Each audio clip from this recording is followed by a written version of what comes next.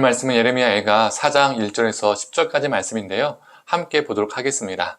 슬프다 어찌 그리 금이 빛을 잃고 순금이 변질하였으며 성소의 돌들이 거리 어귀마다 쏟아졌는고 순금에 비할 만큼 보배로운 시온의 아들들이 어찌 그리 토기장이가 만든 질항아리 같이 여김이 되었는고 들깨들도 젖을 주어 그들의 새끼를 먹이나 딸 내 백성은 잔인하여 마치 광야의 타조 같도다. 젖먹이가 목말라서 혀가 입천장에 붙음이여 어린아이들이 떡을 구하나 떼어줄 사람이 없도다. 맛있는 음식을 먹던 자들이 외롭게 거리거리에 있으며 이전에는 붉은 옷을 입고 자라난 자들이 이제는 거름더미를 안았도다. 전에 소돔이 사람의 손에 되지 아니하였는데도 순식간에 무너지더니 이제는 딸 내 백성의 죄가 소돔의 죄악보다 무겁도다.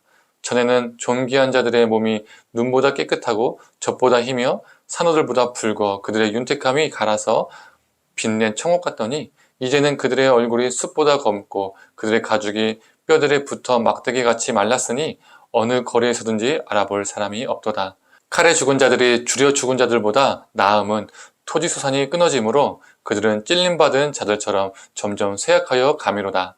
딸 내 백성이 멸망할 때에 자비로운 부녀들이 자기들의 손으로 자기들의 자녀들을 삶아 먹었도다. 아멘. 아침 묵상을 들으시는 모든 성도님들에게 하나님의 은혜와 평안이 있기를 간절히 소망합니다. 오늘 본문을 보면 예레미야는 유다의 과거의 찬란함과 현재의 처참함을 비교합니다. 첫 번째로 금빛처럼 찬란했던 예루살렘은 이제 다 사라지고 성전은 파괴되고 돌덩이들이 나뒹굴게 되었죠. 두 번째로 순금처럼 보배로운 시온의 아들들은 이제 흔하고 흔한 함부로 막 써도 되는 질글처럼 취급을 받았습니다. 세 번째로 지난날에 맛있는 음식을 즐기던 사람들이 이제는 길거리에서 먹지 못하고 쓰러졌습니다. 네 번째로 색동옷을 입었던 사람들이 이제는 거름더미에서 뒹굴게 되었죠. 다섯 번째로 전에는 눈보다 깨끗하고 젖보다 희며 산호보다 붉고 윤택함이 넘쳐났던 사람들이 이제는 얼굴이 숯보다 검고 몸의 가죽이 뼈들에 달라붙을 정도로 말랐습니다. 이처럼 과거의 모든 좋은 것들이 사라졌습니다. 역사 속으로 감추어졌죠. 현재는 너무나도 처참해졌습니다. 심지어 어느 정도까지 심해졌냐면 들깨들도 자기 새끼들을 먹이는데 유다 백성들은 알을 낳고 그 알을 방치하는 타조처럼 자기 자식을 먹일 힘도 없다고 말하고 있습니다. 그래서 젖먹이가 목말라서 이 혀가 입 천장에 달라붙을 정도라고 말하죠. 그런데 이것은요, 약과입니다. 너무 먹을 것이 없어서 자기 자식을 못 먹이는 정도가 아니라 10절을 보면 너무 먹을 것이 없어서 부모가 자기들 손으로 자기 자식을 삶아 먹습니다. 그래서 칼에 죽은 자들이 차라리 굶주린 자들보다 낫다고 말할 정도였습니다. 불쌍한 정도가 아니라요, 비참하죠. 부모가 살기 위해서 자식을 삶아 먹으니까요. 왜 이런 현실이 유다에게 일어났을까요? 왜 이런 지경이 유다에게 일어났을까요? 예레미야는 예루살렘을 소돔에 비유하며 이 모든 것이 유다의 죄악 때문이라고 탄식합니다. 예루살렘은 약해서 멸망한 것이 아니라 악해서 멸망한 것이죠. 심지어 6절에 예레미야는 예루살렘의 죄악이 소돔의 죄악보다 더 무겁다, 더 크다라고 말하고 있습니다. 예레미야는 무슨 기준으로 예루살렘의 죄악이 소돔의 죄악보다 크다라고 말했을까요? 소돔은요, 의인 몇 명이 없어서 멸망을 당했죠. 10명이 없어서 멸망했습니다. 그런데 예루살렘은 의인 몇 명이 없어서 멸망을 당했을까요? 예레미야 5장 1절의 말씀입니다.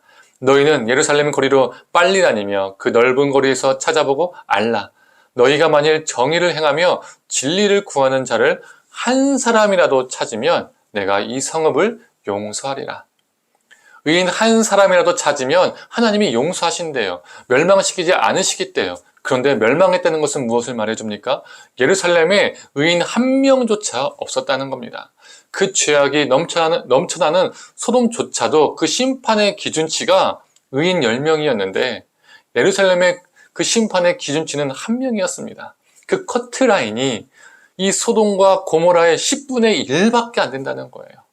예루살렘이 소돔보다 그 기준치가 낮다는 거죠. 이게 무엇을 말해줍니까?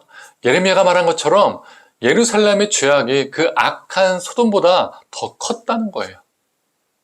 왜 예루살렘은 이렇게 되었을까요? 하나님이 베푸신 은혜를 당연히 누릴 권리로 여겼기 때문입니다. 그래서 하나님의 은혜를 가볍게 여기고 하나님을 가볍게 여기게 되었습니다. 하나님을 두려워하지 않게 되었죠. 하나님을 두려워하지 않으니 하나님과 바알을 섬기고 이웃을 학대했습니다. 하나님을 사랑하는 것, 이웃을 사랑하는 것 다 저버렸습니다. 그래서 결국 심판에 이른 것이죠.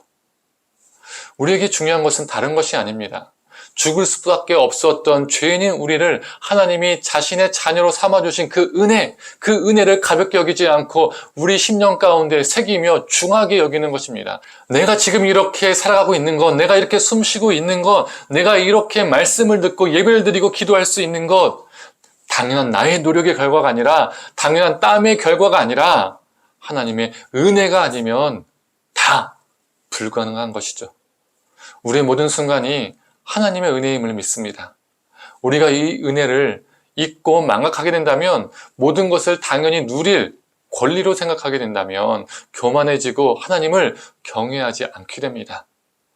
예루살렘의 전처, 유다의 전처를 밟게 되는 것이죠.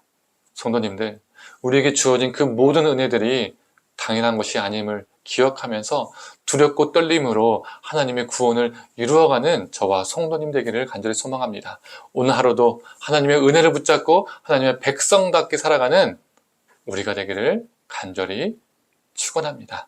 함께 기도하겠습니다. 하나님, 성전이 있고 하나님의 도성이라고 불리는 시온이라고 불리는 예루살렘이 소돔의 그 심판의 기준치보다 더 낮은, 커트란이 더 낮은 수준이었습니다. 소돔도 10명의 의인을, 그게 기준치였는데 예루살렘은 그 한 명조차 없어서 멸망하게 되었습니다.